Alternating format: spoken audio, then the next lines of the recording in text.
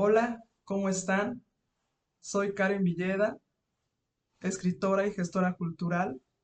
Les doy la bienvenida a esta charla de Poéticas Queer, la que se lleva a cabo en el marco de las actividades de la Dirección de Literatura y Fomento a la Lectura de la Coordinación de Difusión Cultural de la UNAM, a quienes agradezco profundamente esta invitación para poder hablar un poco más acerca de aquellos y aquellas poetas que han marcado un antes y después en la historia de lo queer. Vamos a empezar leyendo un poema de Cristina Peri Rossi, poeta uruguaya que ha sido galardonada con el Cervantes y que les quiero compartir. Se titula Invitación. Una mujer me baila en los oídos palabras de la infancia. Yo la escucho, mansamente la miro, la estoy mirando ceremoniosamente, y si ella dice humo, si dice pez que cogimos con la mano, si ella dice mi padre y mi madre y mis hermanos, siento resbalar desde lo antiguo una cosa indefinible, melaza de palabras, puesto que ella, hablando, me ha conquistado y me tiene así, prendida de sus letras, de sus sílabas y consonantes, como si lo hubiera penetrado. Me tiene así prendida, murmurándome cosas antiguas, cosas que he olvidado, cosas que no existieron nunca, pero ahora, al pronunciarlas, son un hecho. Y hablándome me lleva hasta la cama, a donde yo no quisiera ir por la dulzura de la palabra ven. Cuando abre la boca y no suspira, siento que menudamente va enhebrando letras, una O por aquí, una A por allá, esa fina consonante aguda como aguja, liviana como una pluma, y cuando ha terminado una frase bonita, la lanza al aire. Y todos desfilamos para mirarla, para observar sus calidades. Y ella ha combinado también los sonidos, los colores, que diría ese poeta, dispuesto las palabras con armonía, sonado también, y yo pienso que igual que sus periodos han de sonar sus hombros, sus senos, malditamente me pongo a pensar en la música que harán sus piernas, y cómo temblarán sus cabellos sacudidos en el trino, y cómo vibrarán sus manos en la melopea entonces con un hacha destrozo el piano. A lo largo de esta sesión vamos a hablar de algunos poetas y algunas poetas y trataremos de indagar un poco más en lo queer dentro de su escritura. Hablaremos de Safo, por ejemplo, de Sor Juana Inés de la Cruz, de Emily Dickinson. También hablaremos de Adrienne Rich, de Flor Bárcenas, de Daniel Miskov, de Ocean Bong, de Kay Eber. Y hacia el final estaríamos también preguntándonos qué es la poética queer y sobre todo qué respuesta podríamos dar tomando en cuenta que también está muy relacionado a cómo las personas queer podemos construir estas relaciones de maneras muy distintas y que al volverse tangibles muchas veces, casi siempre más bien, no encajan con lo que se nos ha impuesto desde el heteropatriarcado y por supuesto desde la heterosexualidad que Ehrenreich diría obligatoria. Así que vamos a empezar.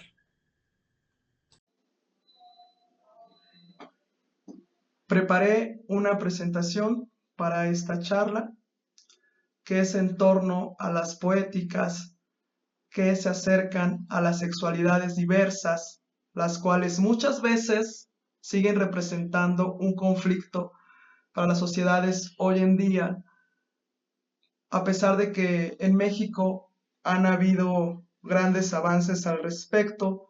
No podemos olvidar que en otros países el amor queer incluso se castiga con la muerte, por lo cual, a pesar de nuestra lucha y resistencia, hay todavía una situación hacia la comunidad que insiste en la invisibilización, la represión, la estigmatización y también la capitalización, porque como hemos observado en este mes del orgullo, hay muchísimas empresas que el resto de los 11 meses del año no se comprometen a respetar los derechos humanos, pero es precisamente en junio cuando tratan de mercantilizar lo que somos.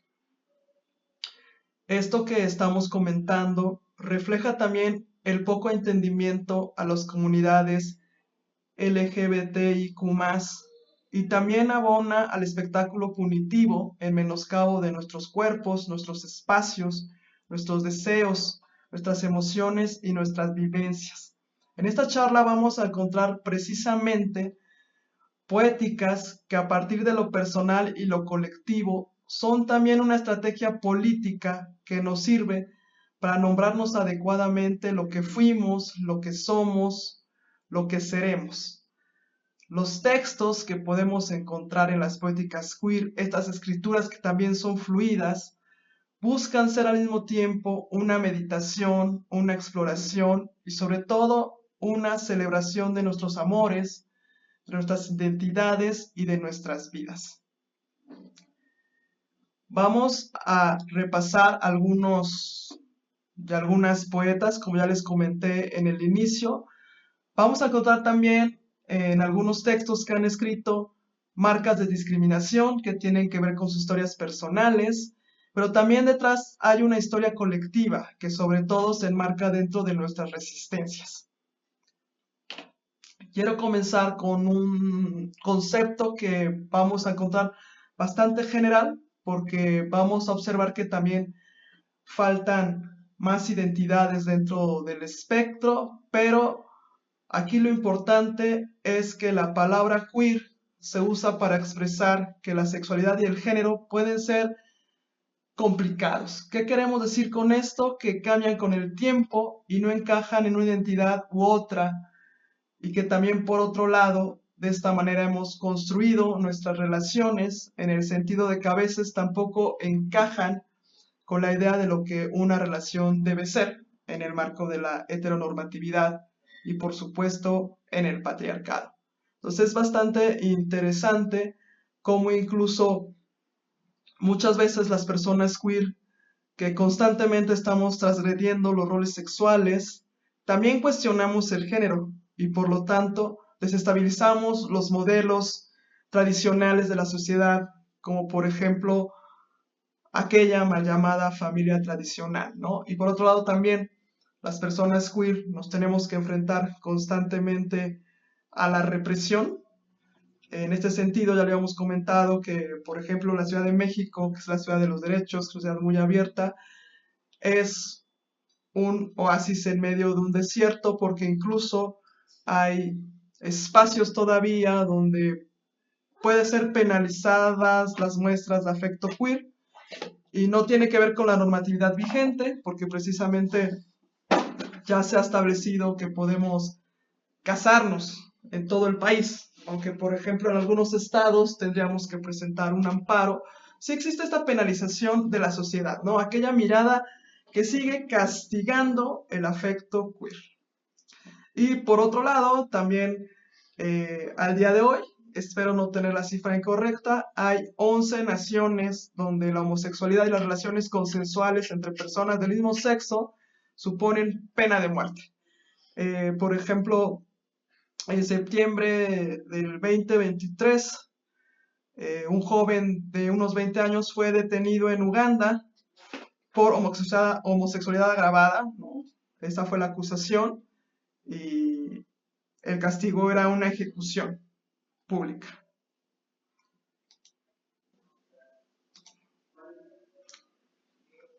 Por otro lado, también tenemos que recordar que aunque se han prohibido las pseudoterapias de reorientación sexual, hay organizaciones fundamentalistas cristianas, por ejemplo, como Love in Action, cuya misión es erradicar la homosexualidad del mundo, según ellos.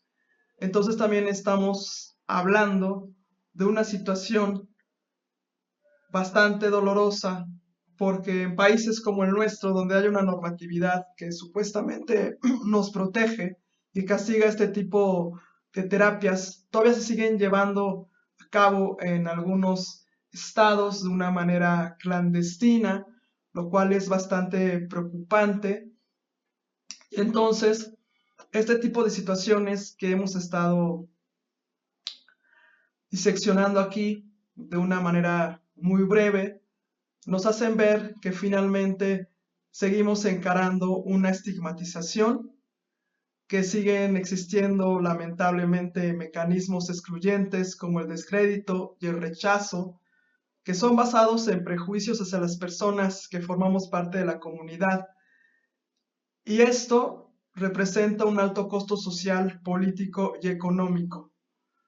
Obviamente, los efectos negativos son la pérdida de los derechos humanos y sobre todo el incremento de la desigualdad.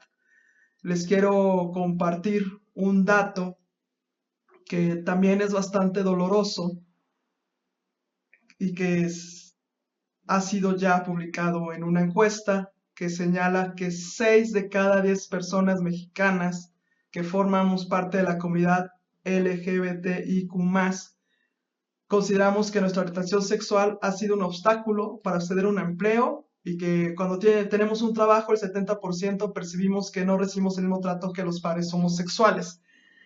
En algunos sentidos, incluso podemos observar, como lo habíamos comentado, con estas empresas que se suman al mes del orgullo, mientras el resto del año siguen teniendo políticas discriminatorias, pues también lo que ocurre es que muchas veces piden que aquella persona que forma parte de la comunidad no pueda expresarse al 100%, lo cual también restringe lo que es su vida.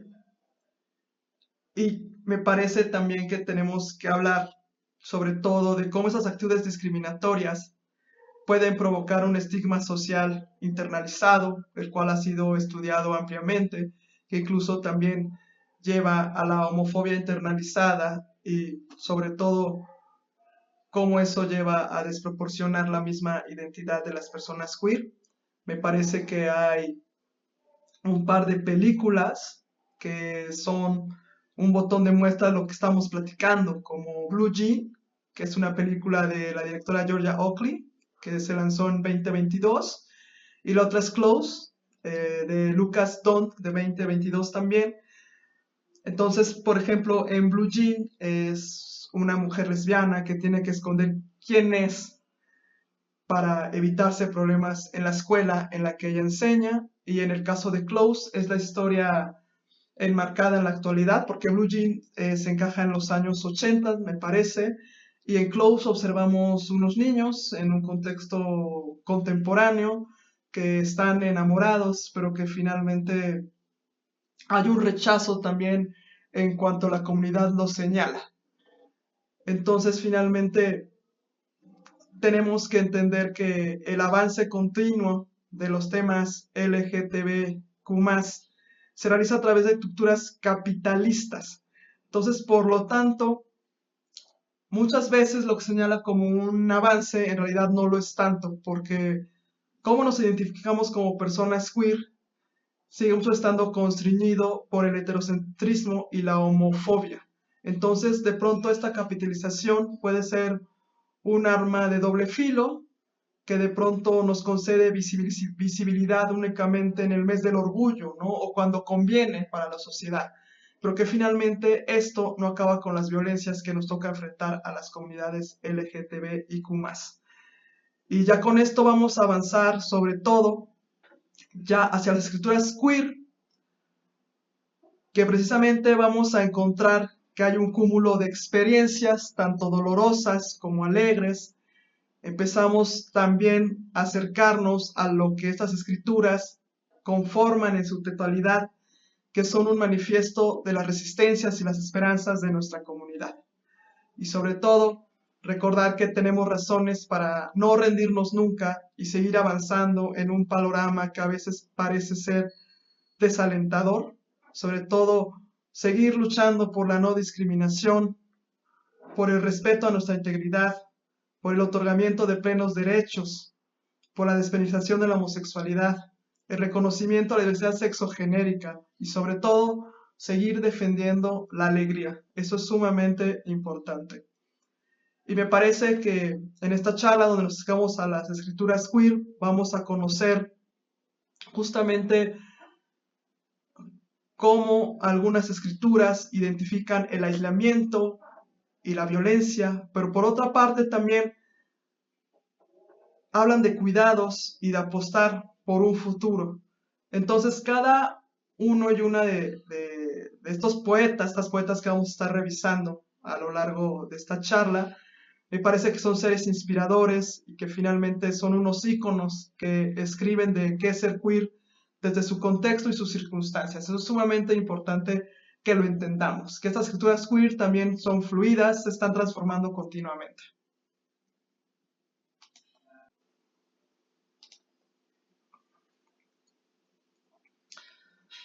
Entonces, ser queer implica también reconocer que existe una amplia diversidad de experiencias, expresiones de género y sexualidades.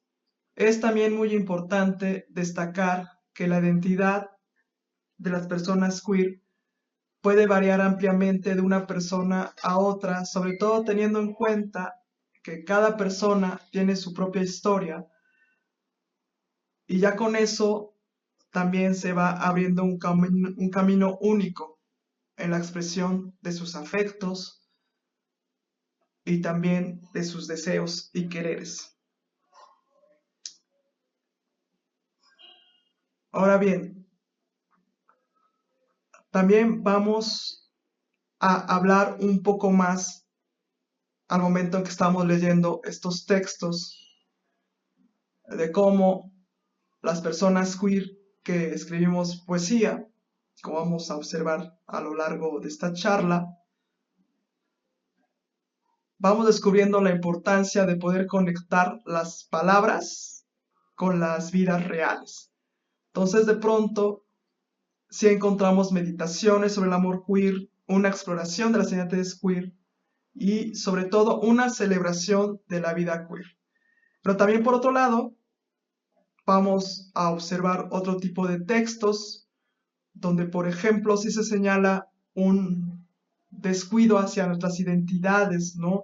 Podemos encontrar en poetas como Eden Rich, que también es una activista, esos señalamientos que tienen que ver cómo las identidades suelen ser marginadas y satanizadas.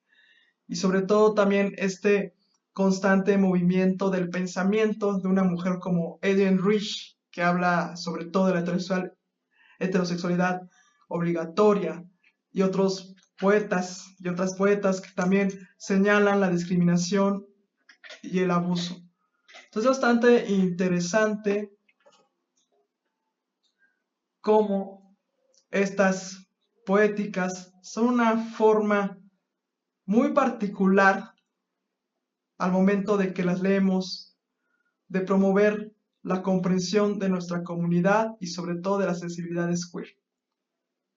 Vamos a empezar con Safo de Lesbos, que es una poeta que todo mundo conocemos y que sobre todo cabe recordar que su idea sobre el amor y la sexualidad sigue estando ampliamente vigente miles de siglos después.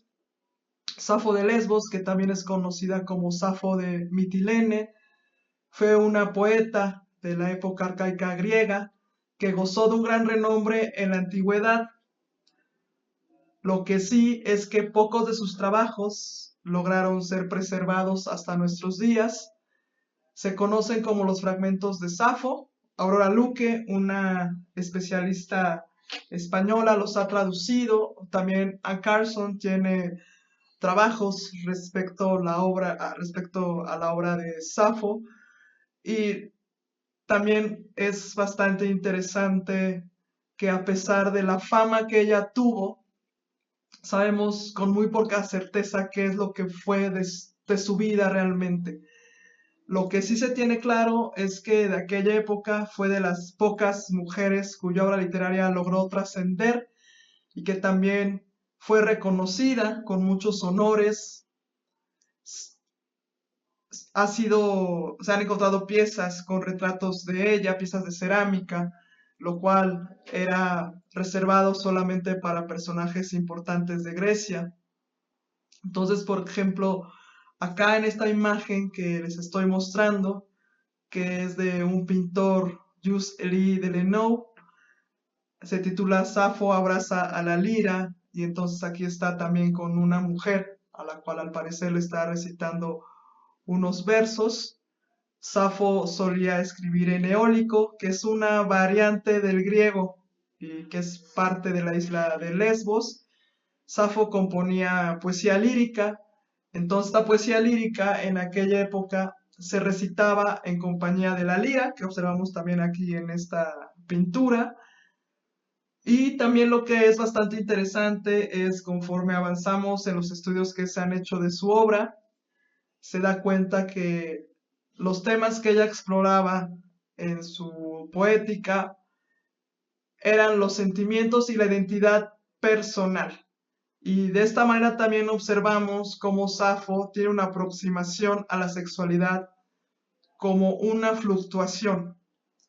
Y en estos poemas observamos que ella también siente atracción hacia una mujer en particular. Por ejemplo, vamos a leer estos fragmentos de los cuales se han perdido palabras, esto es lo que se ha podido recuperar.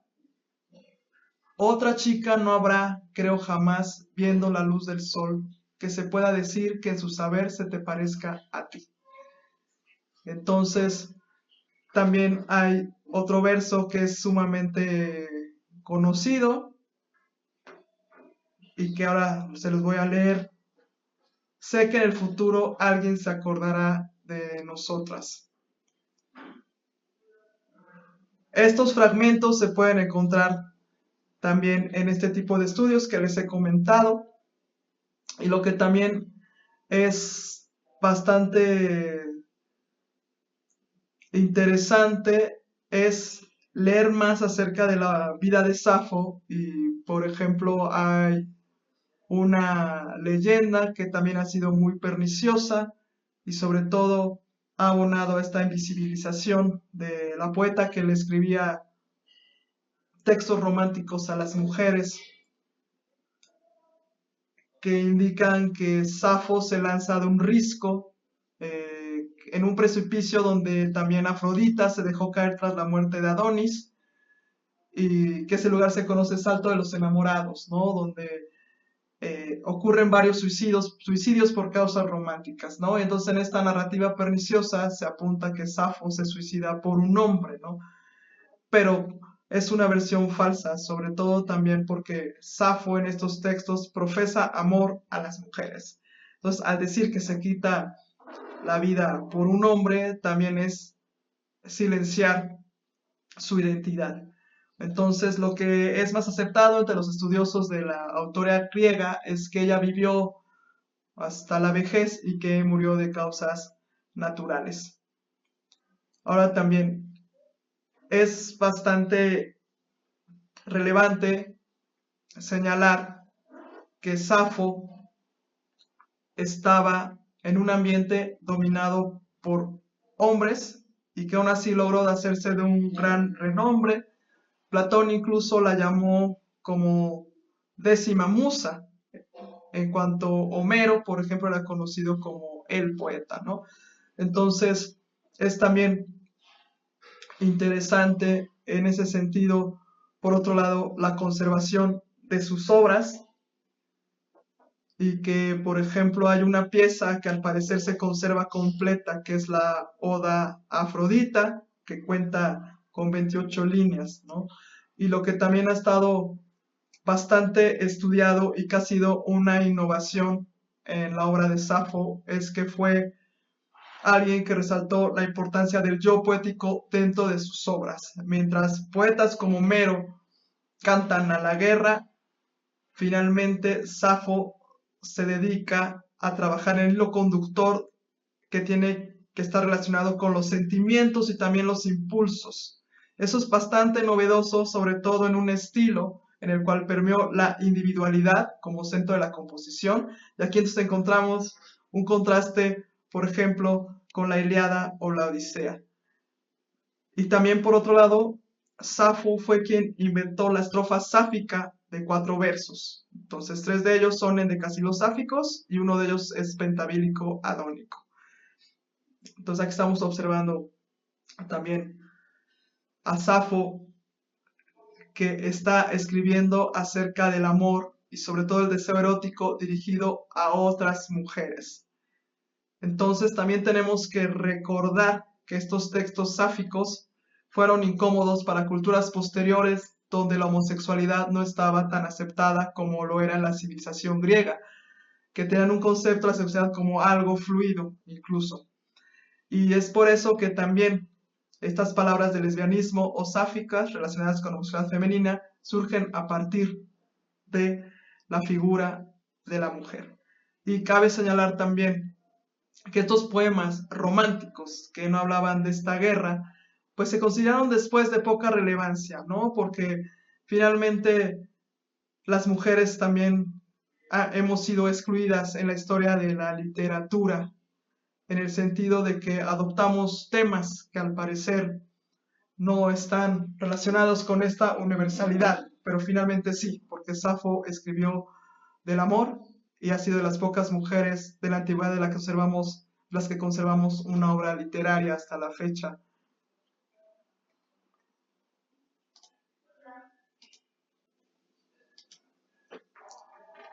Pasamos a la gran Sor Juana Inés de la Cruz, que escribió unos poemas a la virreina que son considerados polémicos para la época. Y también tenemos estudios que señalan esta biografía lésbica de la monja intelectual y es bastante interesante también como no solamente Sor Juana escribe estos poemas de amor, sino que finalmente encontramos que hay una biografía escasa, pero sobre todo también que si no hay ninguna prueba concluyente como tal, porque también la historia se ha cargado de invisibilizar cualquier afecto que salga de la heteronormatividad, podemos encontrar a una mujer brillante a nivel intelectual, y lo cual también se relaciona con estos cuestionamientos a su orientación sexual y como era monja, de alguna manera también son rechazados. Es decir, como una mujer intelectual del nivel de Sor Juana podría ser lesbiana, pues sí, es lo que creemos, que sí es lesbiana, forma parte indiscutible de una cultura queer. Finalmente también se ha hecho una revisión de la obra, por ejemplo, de ella que dedicó a la Virreina de México, a María Luisa Gonzaga Manrique de Lara, a la Condesa de Paredes, que también era la protectora de la increíble Sor Juana Inés de la Cruz. Entonces, vamos a leer estos poemas a Lisi, como le decía a María Luisa, la Virreina, y que encontramos también aquí que parece que no hay que no se consuma el amor, ¿no? Que está aquí una vertiente más cercana al deseo que a la satisfacción. Entonces, lo leemos. Yo adoro a Lisi, pero no pretendo que Lisi corresponda a mi fineza, pues si juzgo posible su belleza, a su decoro y mi aprensión ofendo. No emprender solamente es lo que emprendo, pues sé que a merecer tanta grandeza ningún mérito basta, y es simpleza obrar contra lo mismo que yo entiendo. Como cosa concibo tan sagrada su verdad que ni quiere mi osadía, a la esperanza dar ni a un leve entrada, pues cediendo a la suya mi alegría, por no llegarla a ver mal empleada, aún pienso que sintiera ver la mía. Entonces también podemos encontrar que este tipo de textos que escribe Sor Juana y que han sido analizados también se incluyen en antologías queer y también se está abriendo una conversación académica sobre esta orientación sexual de Sor Juana, que a la fecha sigue siendo bastante escasa Me parece que es más amplia en el caso de Emily Dickinson, por ejemplo, pero aún así ha estado muy restringida también por la parte de la heteronormatividad. Entonces, les recomiendo también, por ejemplo, acercarnos más a la historia sáfica, ¿no? Hay figuras como Sor Juana Inés de la Cruz y también Emily Dickinson, que ya mencioné y de la cual leeremos versos más adelante, pero también como Tamara de Lempicka o Virginia Woolf, que siguen siendo indagadas sus vidas en este sentido queer. Y hay un libro bastante interesante que se titula Señoras Ilustres que se explotaron hace poco, de la académica Cristina Domenech, que revela también la orientación sexual de figuras como Sor Juana. Y sobre todo es muy importante también entender cómo ha sido una constante lucha tratar de insertar la orientación sexual de Sor Juana en sus biografías. Entonces también es bastante interesante recordar que antes que la virreina María Luisa Manrique de Lara y Gonzaga estaba la virreina Leonor Carreto, de quien Sor Juana fue dama de compañía. Antes de que Sor Juana se inclinara a tomar los hábitos, sobre todo desde una posición muy privilegiada y tomando en cuenta que estando con las Jerónimas iba a tener un prometedor futuro, fue dama de compañía en la corte.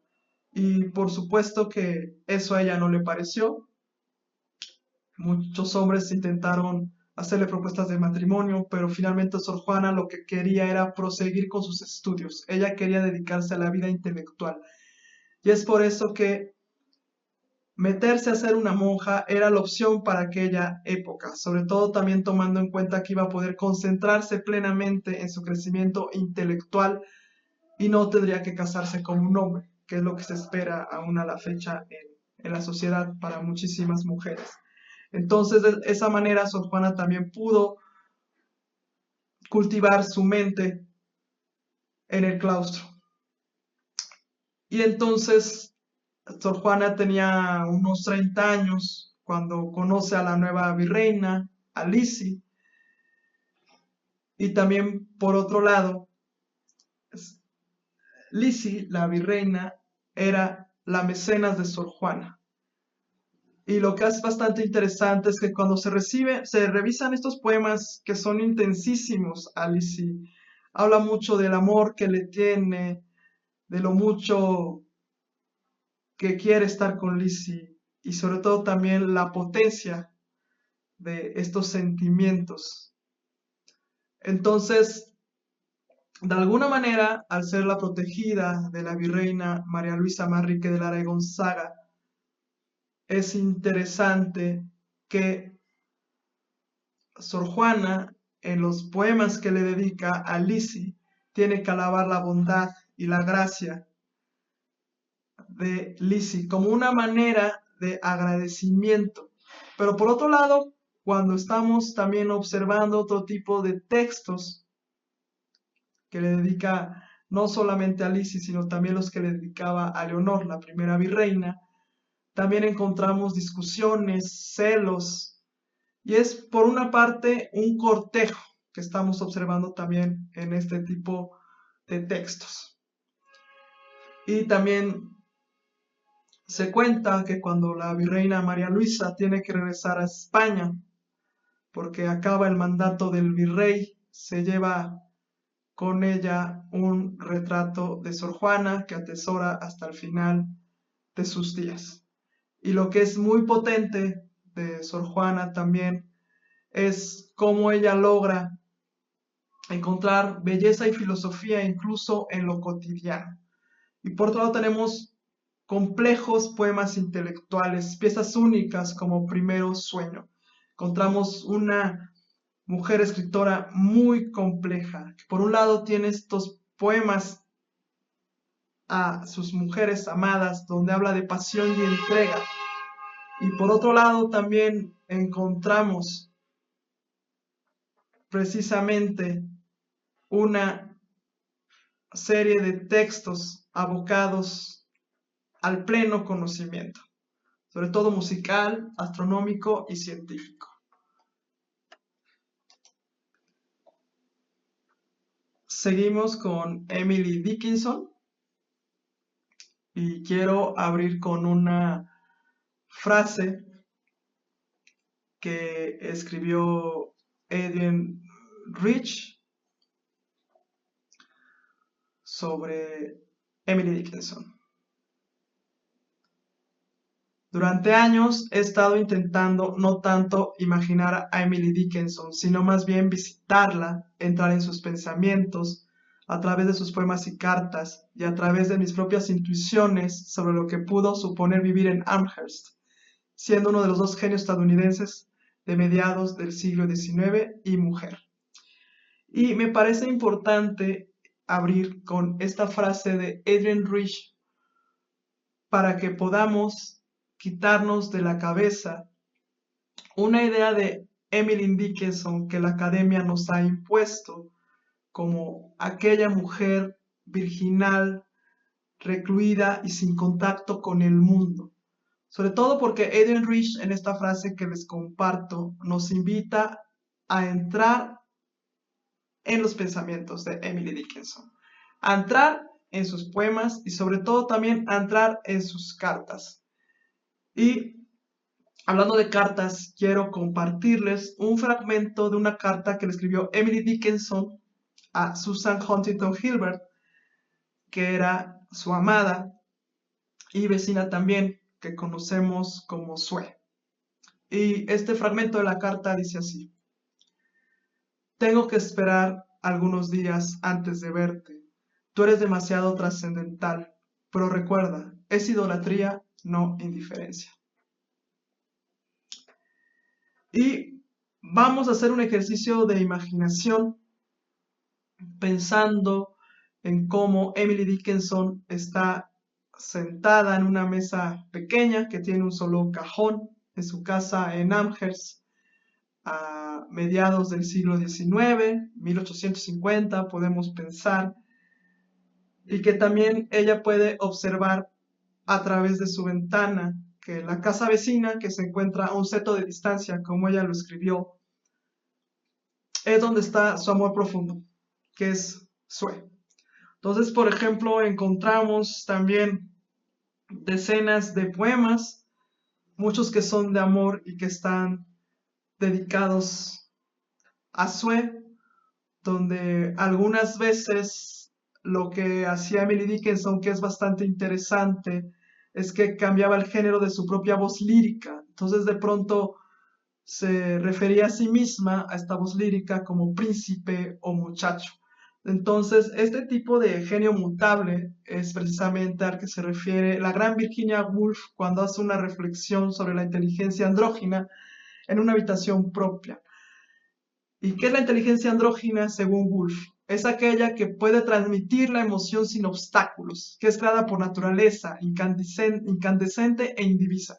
Está hablando aquí de una diversidad. Entonces, hay estos poemas, de los cuales voy a dar algunos fragmentos. Hay uno que se titula Noches Salvajes, que dice así: si yo estuviera contigo, las noches salvajes serían nuestro lujo, remando hacia el Edén, el mar, si tan solo pudiera amarrar esta noche en ti. Entonces, este poema, también que fue escrito por Emily Dickinson, ha sido borrado de la narrativa oficial que tenemos de ella, sobre todo que ha promovido ampliamente la crítica académica, teniendo como punto de partida una biografía falseada que se ha encargado de tergiversar la naturaleza de la relación que Emily tenía con Sue, sobre todo para encajarla en una matriz binaria de heteropatriarcalización de la memoria de Emily Dickinson, ¿no? Pero lo que sí también tenemos que encontrar es que al momento de que se compila la obra de Emily Dickinson después de su muerte, lo que se hizo también fue un amplio trabajo de edición para borrar ese amor que Emily Dickinson le tenía a Sue. E incluso también hemos encontrado algunas traducciones al español donde, por ejemplo, ese verso que es Her breast is fit for pearls, se ha traducido como el pecho de él o su pecho es propicio para perlas. Entonces ya estamos viendo cómo el pronombre en inglés se retira, pero en realidad es el pecho de ella, no su pecho, que nos puede llevar a identificar que entonces puede ser un ente masculino. Vamos a leer este poema, les voy a compartir la traducción que hizo Silvina Ocampo, que su pecho es propicio para perlas, pero no soy un buceador. Dice, su pecho es propicio para perlas. Su frente es propicia para tronos, pero no tengo un penacho. Y su corazón es propicio para un hogar. Yo un gorrión edifico ahí, dulces entrelazadas ramas, mi perenne nido. Entonces aquí se borra el pronombre her, en esta traducción que hizo Silvina Ocampo. Pero la original, como debe ser traducida, es la que tenemos en la presentación. Y les voy a leer ahora mismo. El pecho de ella es propicio para perlas, pero yo no soy una buceadora. La frente de ella es propicia para tronos, pero no tengo corona. El corazón de ella es propicio para un hogar. Yo, un gorrión, construyo ahí dulces ramitas entrelazadas, mi nido perenne. Y se supone también que estos versos en realidad fueron un encargo poético, pero finalmente ya en las cartas de Emily Dickinson, que fueron también una serie de borramientos al nombre de Sue, es entonces cuando ya recuperamos la versión original. Y sucede lo mismo también con otros textos que escribió Emily Dickinson a su cuñada y amor de su vida.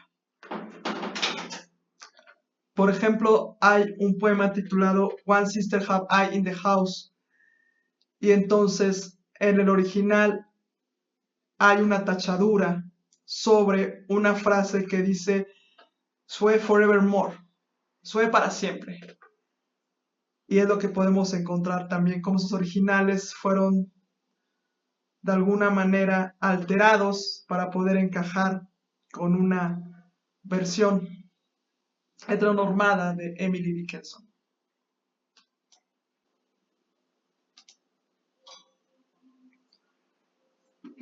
Ellen Rich, en su ensayo Heterosexualidad obligatoria y existencia lesbiana, afirma que eran mujeres las que le daban fascinación y el aliento para vivir a Emily Dickinson, y que al pensar como sociedad en la heterosexualidad como inclinación emocional y sensual natural de las mujeres, entonces vidas como esta, como la de Emily Dickinson, son vistas como desvíos, patologías o desposeídas de emoción y sensualidad. Esta banalización afecta a los vínculos que establecemos las mujeres queer con otras mujeres no heterosexuales también. Entonces, es también una aseveración tajante aquella figura de una Emily Dickinson completamente aislada, que no permite que hayan existido más posibilidades en su vida. Y cuando revisamos las cartas, podemos encontrar a una mujer enamorada. Esta es una carta a Sue que les quiero compartir también. Susie, volverás a casa el próximo sábado, serás mía otra vez y me besarás como solías hacerlo. De verdad te contemplaré, no oscuramente, sino cara a cara, o me lo estoy imaginando, y teniendo sueños benditos de los que el día me despertará. He esperado tanto tiempo por ti, y me siento tan ansiosa de ti. Siento que no puedo esperar, siento que debo tenerte ya, que la expectativa de volver a ver tu rostro una vez más me hace sentir ardiente y febril, y mi corazón late tan rápido. Me voy a dormir por la noche, y lo primero que sé es que estoy sentada allí, despierta y con las manos unidas con fuerza, pensando en el próximo sábado y nunca un poco de ti.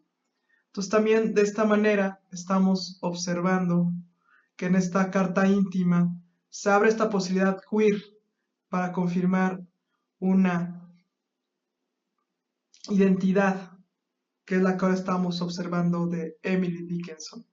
Y lo que ha sido también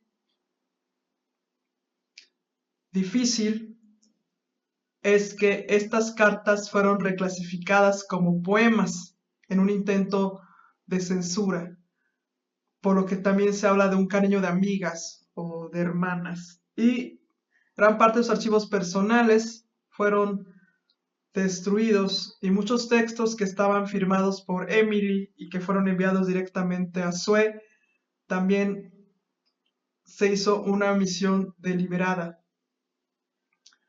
para borrar aquella relación que hubo entre ellas dos y que fue sumamente determinante para la creación de Emily Dickinson. En otra carta, Emily le escribe a Sue lo siguiente: con la excepción de Shakespeare, tú me has transmitido más conocimiento que cualquier otro ser vivo. Decir esto sinceramente es una avalancha. Y seguimos leyendo estas cartas y encontramos no solamente un intenso amor que se tenían las dos, sino una reflexión sobre el proceso de escritura y el mismo proceso creativo, sobre todo también tomando en cuenta que Susan Huntington Gilbert, o sea, Sue, era escritora. Y es bastante importante que estas figuras también nos permitan cuestionar el status quo que establece la academia respecto a Safo, Sor Juana de la Cruz y Emily Dickinson. También tomando en cuenta que existen más maneras de ser mujer, más maneras de amar y más maneras de enamorarnos. Y eso también nos lleva a pensar en un mundo más igualitario y empático. Entonces, escrituras queer también son territorios políticos que funcionan como espacios seguros para la comunidad y sobre todo que también nos llevan a realizar actos revolucionarios en una esfera más privada, como estas cartas que Emily Dickinson le escribió a su amada Sue. Toca el turno de Adrienne Rich, escritora, ensayista y activista estadounidense que nace en 1929 en Baltimore. Y hay que resaltar que además de escritora, Adrienne Rich también fue crítica, feminista y sobre todo defensora de las mujeres. Dedicó gran parte de su vida al trabajo por los derechos de las mujeres y también por su visibilización. Y es bastante interesante cómo podemos encontrar en su escritura un continuo cuestionamiento al entorno político y social. Y también sus textos se encuentran entre lo público y lo personal. Podemos observar un discurso poético y teórico a la vez, sobre todo en una reflexión continua que parte de lo personal es político. Y es bastante pertinente recordar aquí cómo la importancia de la experiencia personal de ella también encuentra cabida en sus textos para hablar desde un futuro, desde la conciencia. Entonces, Adrienne Rich es dueña de una obra sumamente inteligente y también provocadora, por lo cual encontramos una continua denuncia a la opresión de las mujeres por el patriarcado y sobre todo hay una serie de poemas de Adrienne Rich que no solamente son un acto sentimental, sino también político. Quiero compartirles aquí uno de los poemas que aparecen en su obra 21 poemas de amor, que da cuenta de lo que acabo de compartir. Este poema es una reivindicación social y política del amor entre mujeres, a la par que también es un recorrido del sentimiento de vivir como lesbiana a partir de la exploración poética. Puesto que no somos jóvenes, las semanas tienen que contar por los años que perdimos. Así y todo, solamente esta peculiar distorsión del tiempo me dice que no somos jóvenes. ¿Acaso a los 20 alguna vez caminé por la calle a la mañana con los miembros flameando de la más pura alegría? ¿O me incliné desde una ventana sobre la ciudad a escuchar el futuro, con los nervios afinados como escucho tu llamada? Y tú te acercas a mí con la misma cadencia, Tus ojos son inmortales, la chispa verde del lirio a principios del verano, el berro verde azul que lavó la primavera. A los 20 sí, pensábamos que íbamos a vivir para siempre. A los 45 quiero conocer incluso nuestros límites. Te toco sabiendo que no nacimos ayer y de algún modo cada una va a ayudar a la otra a vivir y en algún lugar cada una va a ayudar a la otra a morir.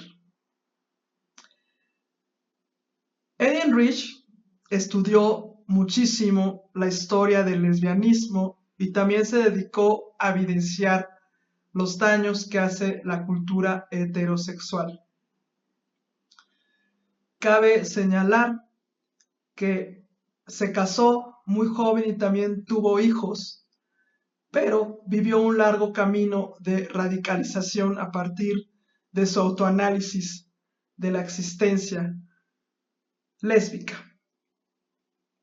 Y sobre todo también se dedicó a señalar las desigualdades raciales, económicas, sexuales y varias clases de injusticias que también compartía con otras poetas feministas activistas como Audre Lorde, por ejemplo.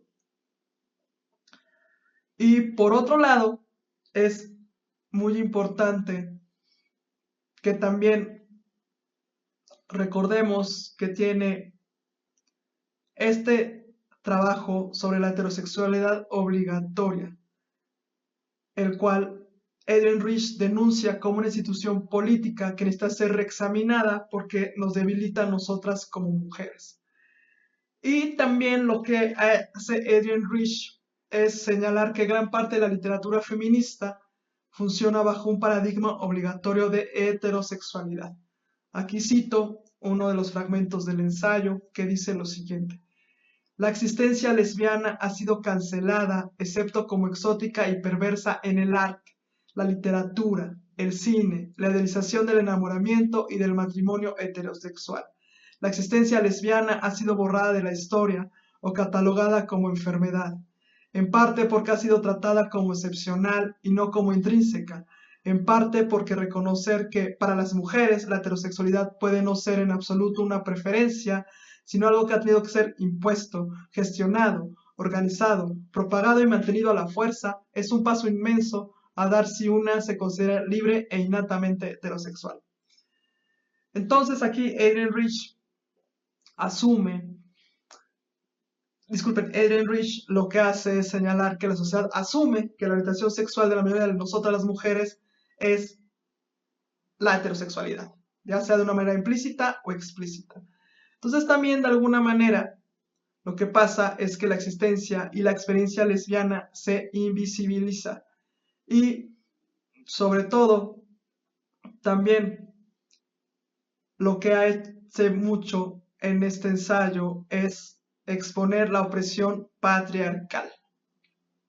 Tiene otros textos como Nacemos de ser mujer, donde se cuestiona la maternidad como experiencia e institución, y todo esto lo hace a partir del desarrollo de su vida personal. Habla, por ejemplo, de la culpa, de ese matrimonio que tuvo, sobre todo también el amor y apego hacia los hijos.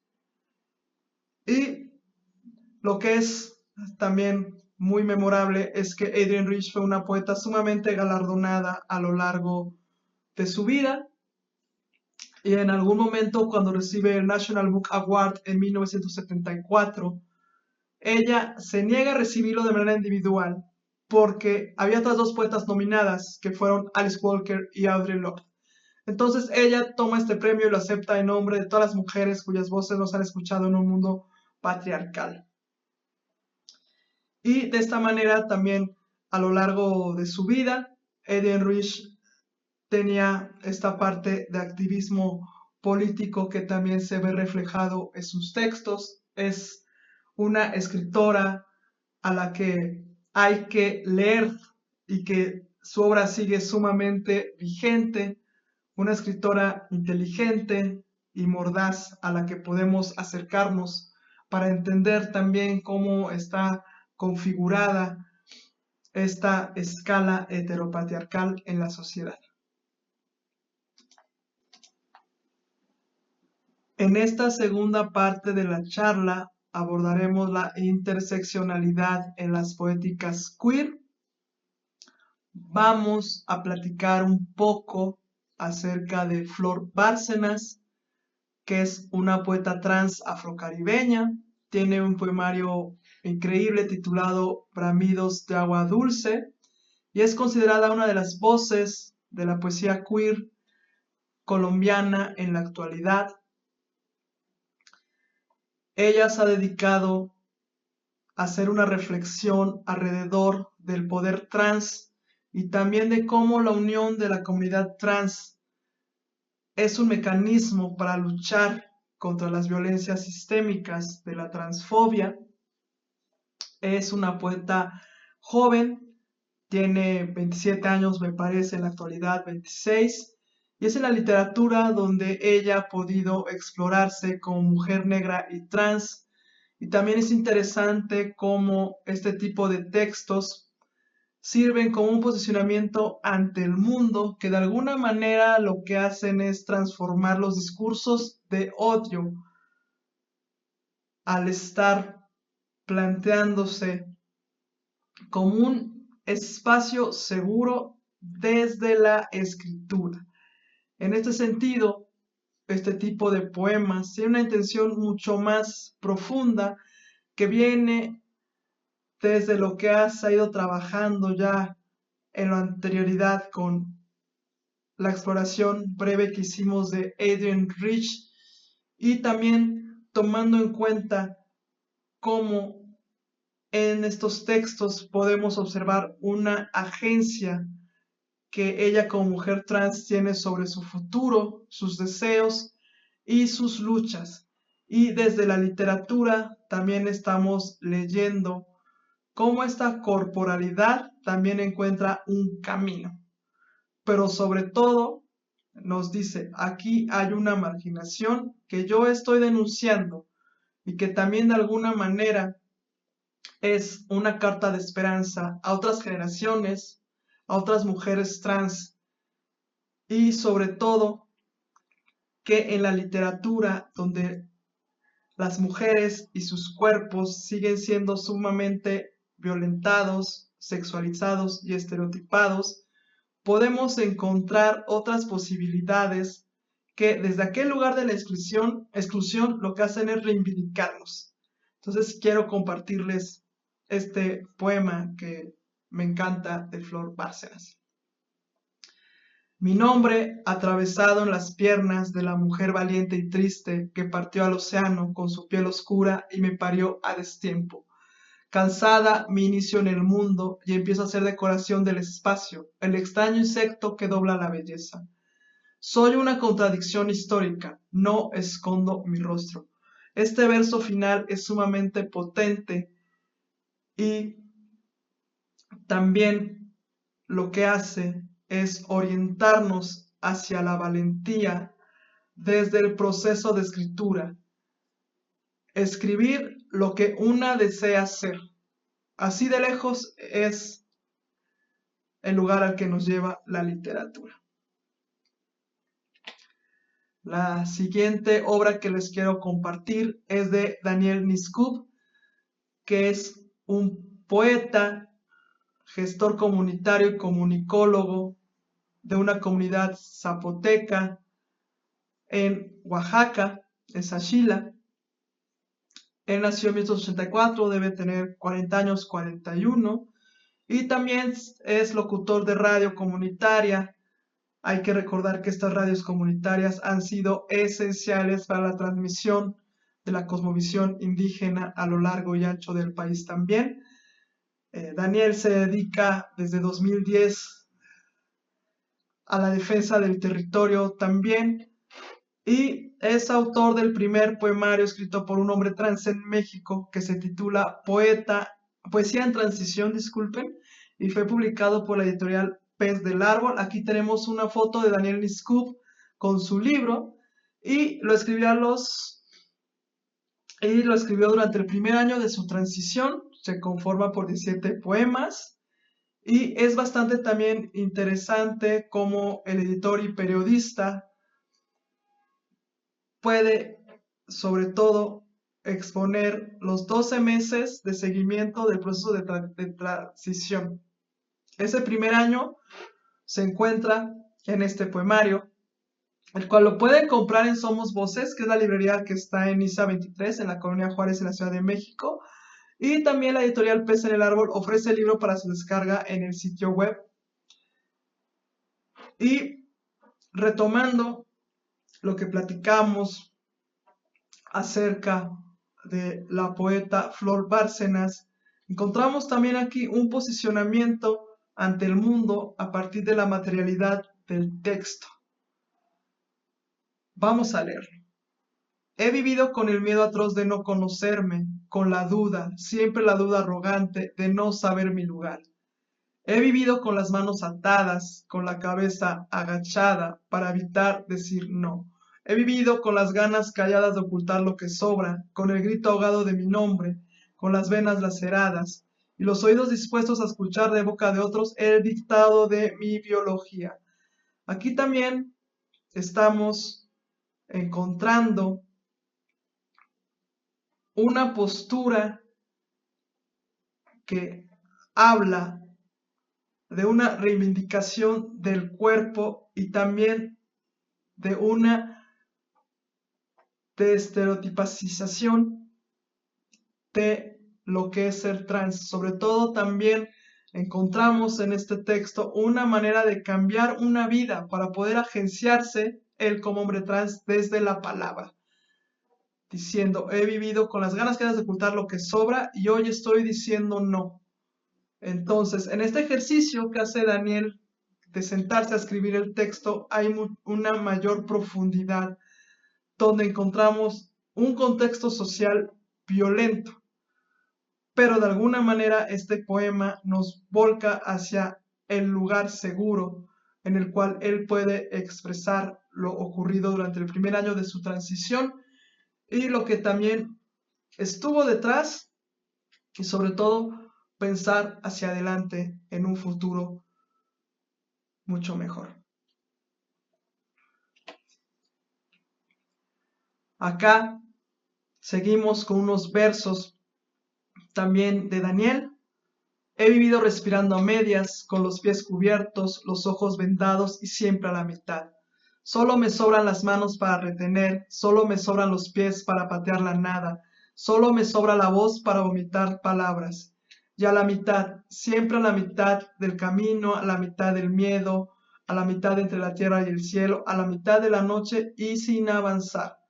Aquí también estamos observando una denuncia de la violencia sistemática hacia las personas trans.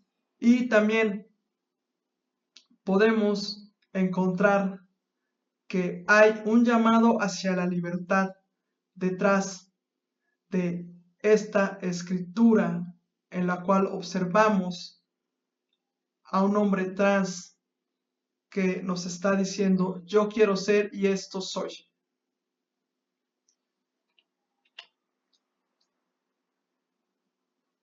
El siguiente que quiero abordar acá brevemente es Ocean Vuong, que es un poeta que incluso ha sido comparado con Emily Dickinson. Hay un libro maravilloso de él que se titula Cielo Nocturno con Heridas de Fuego, está publicado por Vaso Roto, la traducción es de Elisa Díaz y obtuvo el premio Margarita Michelena, Bellas Artes de Traducción Literaria. Y muchos temas que aparecen en este libro también están en La Tierra Somos Fugazmente Grandiosos, que es la primera novela de Ocean Vuong, publicada por Anagrama. Y es interesante cómo él parte desde la familia para explorar en sus textos la rareza, que tiene que ver mucho con el cuerpo y la raza. Y por otro lado, también es interesante cómo en este libro que tenemos de La Tierra Somos Fugazmente Grandiosos, encontramos que es una novela experimental sumamente poética y se estructura en una historia de una carta escrita por Perro Pequeño a su madre, que le dice Ma, Y en esta carta le va contando lo que él siente, también hace reflexiones literarias y sobre todo es una misiva que es un viaje hacia el interior. Y lo que es maravilloso encontrar en esta novela es como Perro Pequeño le relata a su madre cuando se enamora de otro chico llamado Trevor.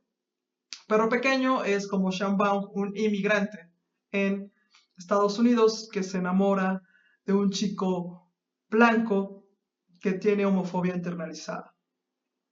Y aquí hay un fragmento que les quiero compartir. Había colores, sí, había colores que yo sentía cuando estaba con él. Y de esta manera, Perro Pequeño, que es el protagonista de la novela, capta el deseo y el dolor que siente con ese deseo para llevarlo ante su madre, esperando que ella lo cure, porque finalmente el deseo no termina por completarse, como muchas historias queer, y de alguna manera encontramos también que en esta novela, que es una carta larguísima, Perro Pequeño habla de violencia y desesperación, y también en estas instantáneas muy descriptivas que hace Perro Pequeño, está hablando de una historia poderosa, también de su primer amor, que finalmente es una pieza conmovedora. Conoce a Trevor, que es nieto de un propietario de una granja, y Trevor sufre problemas de drogas y tiene una masculinidad tóxica que confronta mucho a Perro Pequeño y que también lo está seduciendo continuamente. Y hay un fragmento que lo revela. Cuando conoce a Trevor, dice: el chico del que aprendí que había algo aún más brutal y total que el trabajo, el deseo. Y es también una indagación filosófica cuando habla de Trevor acerca del deseo y cómo el pensamiento se va desvirtuando por este sentimiento. Entonces, en esta dicotomía encontramos a Perro Pequeño con un intenso deseo que, si bien llega a ser consumado, ese amor no se logra por completo. Y es también una narrativa que expone aquellas vicisitudes de las vidas queer cuyo deseo puede verse cumplido, pero la afectividad se encuentra interrumpida. Les recomiendo que lean esta novela y también, por supuesto, los poemas de Ocean Baum. Y vamos a seguir con Kate Eber, que es una poeta no binaria de Estados Unidos. Tiene varios premios, entre ellos el Lambda, que es uno de los premios literarios más importantes para personas de la comunidad LGTBQI+, y sus textos que escriben. Y la obra de Kate Eber ha aparecido en varias publicaciones y también ha tenido varias becas importantes de Estados Unidos y cuenta con un doctorado por la Florida State University. Y es bastante interesante cómo esta poética queer de Kate Eber, que tiene que ver con su trasfondo académico, conecta la teoría y la práctica. Es bastante interesante cómo esta experiencia no binaria la puede transmitir de alguna manera, cerrando una brecha entre pensamientos y sentimientos. Vamos a leer este poema que me parece maravilloso. Nadie me mira cuando mi amante me levanta y me lleva a un banco, mis piernas envolviendo sus caderas. Yo digo que hace 30 años no habríamos podido hacer esto. Él dice que es porque parezco cis-hétero, lo que significa que no. Abrí su sherpa, encontré sus oblicuos. Si lo monto, mis caderas se desperezarán. Mi cara será nítida y sin sombra. Si sigo escalando a mi amante, todavía lo desearé. Estamos a finales de octubre. Para el año nuevo estaré sin género, como hojas rompiéndose bajo sus botas. De alguna manera, en este texto hay un punto distintivo donde nos muestra a Kate Eber exactamente como es. Encontramos que también es un texto que abona a la inclusión, el reconocimiento y la visibilidad de las minorías sexuales y de género. Me parece que eso es sumamente importante de encontrar aquí, sobre todo tomando en cuenta que las escrituras queer que acabamos de revisar en esta charla confrontan lo que se espera de parte de la sociedad, de cómo las personas queer tenemos que acomodar los deseos hacia el fetiche heterosexualidad y que de alguna manera eso rompe nuestra estructura de identidad. Entonces, estamos también leyendo textos de personas que han enfrentado discriminación y abuso, pero que no renuncian a la alegría y que sobre todo defienden la esperanza. De alguna manera es en la literatura donde la comunidad LGBTQ+ es también vista y tratada como igual. Entonces estas poéticas queer también son políticas queer. Es decir, el trabajo creativo también se compromete a proporcionarnos una idea reflexiva de la escritura queer y del género expansivo. Entonces, finalmente, también cabe destacar que cada uno de estos textos promueve una comprensión de nuestras sensibilidades como personas queer. Les invito a seguir explorando estas particulares concepciones que finalmente nos llevan también a pensar qué es lo fluido, qué es lo enrarecido también. Y quisiera yo cerrar con una reflexión respecto a las poéticas queer que hemos observado en esta clase, sobre todo también tomando en cuenta que de alguna manera la literatura nos hace sentir que no estamos tan solos, solas, soles como pensamos, que hay experiencias y que hay imaginaciones similares a las nuestras, que nos proporcionan espacios donde podamos compartirnos. Y me parece que esos son los territorios políticos que tenemos que defender, porque de alguna manera son también revolucionarios. Sentirse a escribir acerca de la persona que amas y que es constantemente cuestionada en una ciudad como la nuestra, es un acto también empoderador. A mí, por ejemplo, leer a Emily Dickinson, que dice, poseer una Susan mía propia es de por sí una bienaventuranza, sea el que sea el reino que yo pierda por condena, Señor, perpetúame en este, me ha armado de valor para escribirle un poema amoroso a otra mujer. Y quisiera preguntarles a ustedes, después de lo que estuvimos revisando en esta clase de poéticas queer, lo siguiente. ¿Son nuestros silencios una falta de voz que ha sido también silenciada por la sociedad o un modo de supervivencia empoderador que nos ha permitido estar en un espacio donde al no contar lo que somos, tampoco nos ponemos en riesgo? Cierro con esta pregunta y espero verlos muy pronto.